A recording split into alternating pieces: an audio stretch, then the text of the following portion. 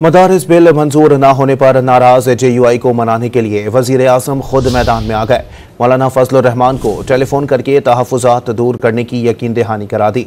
तर्जुमान JUI के मुताबिक मौलाना फजलुर रहमान ने वजीर आजम को मदारिस रजिस्ट्रेशन बिल पर तहफ़्फ़ुज़ात से आगाह किया। मौलाना फजलुर रहमान का कहना था कि हुकूमत मुत्तफ़िका बिल को मुतनाज़ा बनाने से गुरेज करे। वो अपने मौक़िफ़ पर कायम हैं। मदारिस की आज़ादी और हुर्रियत पर कोई आँच नहीं आने दी जाएगी। वज़ीर आज़म ने मौलाना को बिल पर तहफ़्फ़ुज़ात दूर करने की यकीन दहानी करा ली। तर्जुमान JUI के मुताबिक मौलाना फजलुर रहमान ने वज़ीर आज़म को मदारिस रजिस्ट्रेशन बिल पर तहफ़्फ़ुज़ात से आगाह किया। मौलाना फजलुर रहमान का कहना था कि हुकूमत मुत्तफ़िका बिल को मुतनाज़ा बनाने से गुरेज करे।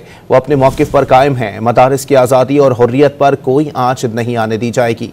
वज़ीर आज़म ने मौलाना को बिल पर तहफ़्फ़ुज़ात दूर करने की यकीन दहानी करा ली।